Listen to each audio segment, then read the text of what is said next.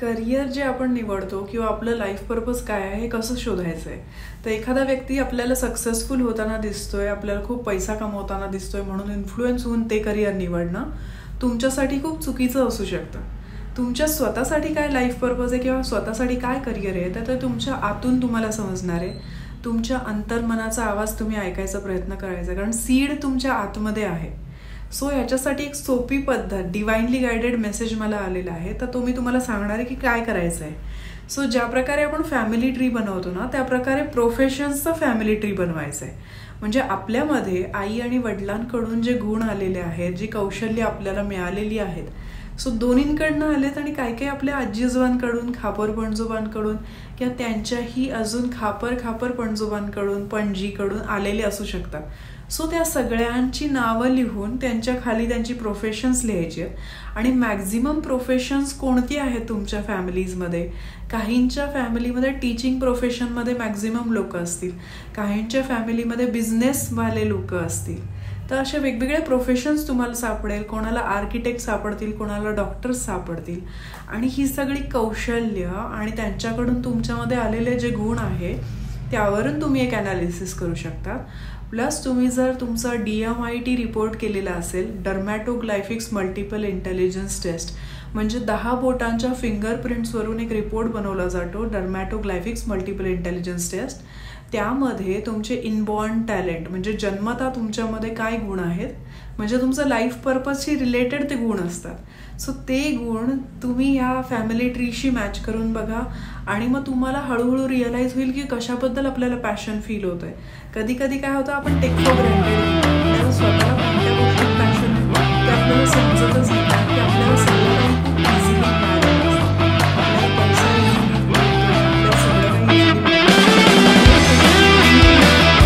So ज्या लोकांची खूप गरिबी असते, ज्या लोकांना खूप सिद्धी करावं लागतं स्वतःला, त्या लोकांसाठी सोपं असतं कारण ते खूप कष्ट करत असतात.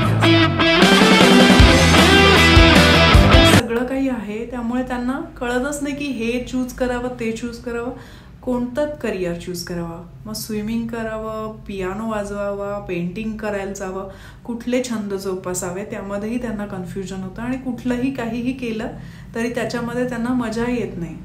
सो असं करत असताना ह्या काही गोष्टी तुम्ही करू शकतात. फॅमिली ट्रीचा अभ्यास करू शकता. स्वतःमध्ये काय कौशल्य आहेत, जन्मजात कौशल्य काय आहेत ते तुम्हाला समजणार आहे. सो या 2-3 गोष्टी आहेत ज्यावरून तुम्हाला कळेल की तुमच्यामध्ये इनेट ॲबिलिटीज काय आहेत आणि मग तुम्ही ॲक्वायर्ड टॅलेंट काय केलेलं आहे त्याच्या बेसिसवर तुम्हाला कुठल्या गोष्टीकडे ॲफिनिटी वाटते तर ते तुम्हाला समजेल. आणि जसं मी तुम्हाला सांगितलं की आंब्याचं झाड असेल तर तो आंबाच देणार आहे.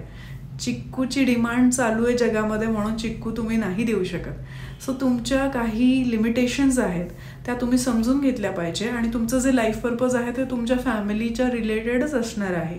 तुम्ही त्या फॅमिलीतच का जन्म घेतलाय, तेच लेसन्स तुम्हाला मिळणार आहे. त्या लेसन्स शिकण्यासाठीच तुम्ही जन्म घेतलाय. सो पर्पज पण तुमचं तुमच्या फॅमिलीशी थोडंफार सिमिलर असणार आहे. Money related lessons, relationship related lessons आणि करिअर रिलेटेड लेसन्स हे फॅमिली मेंबर्सचे बरेचसे सिमिलर असू शकतात. सो 2-3 प्रोफेशन्स मिळून किंवा जेवढे प्रोफेशन्स आहेत त्या सगळ्यांचा विचार करून आपण कुठलं प्रोफेशन निवडायचं हे तुम्ही निवडू शकणार आहात. सो तुम्हाला सगळ्यांना बेस्ट ऑफ लक करिअर निवडण्यासाठी आणि या ॲनालिसिससाठी. जर मी ह्या गोष्टी ज्या सांगितल्यात या व्हिडिओमध्ये जर पटल्या असतील तर लाईक करा माझ्या व्हिडिओला, सबस्क्राईब करायला विसरू नका, बेल आयकॉन दाबायला विसरू नका आणि अजून क्वेरीज सजेशन्स असतील तर कमेंट बॉक्समध्ये कमेंट करा. टॅरो कार्ड रिडिंगच्या सेशनमध्ये सुद्धा तुम्हाला करिअर कसं निवडायचं आहे किंवा करिअरचे मल्टिपल ऑप्शन्स तुमच्याकडे आहेत, तुमच्यासाठी कोणता फेवरेबल आहे ते तुम्ही टॅरो कार्ड रिडिंगच्या माध्यमाने सुद्धा जाणून घेऊ शकता. तर तुम्हाला ते सेशन घ्यायचं असेल तर पत्ता आणि फोन नंबर डिस्क्रिप्शन बॉक्समध्ये दिलेला आहे. धन्यवाद.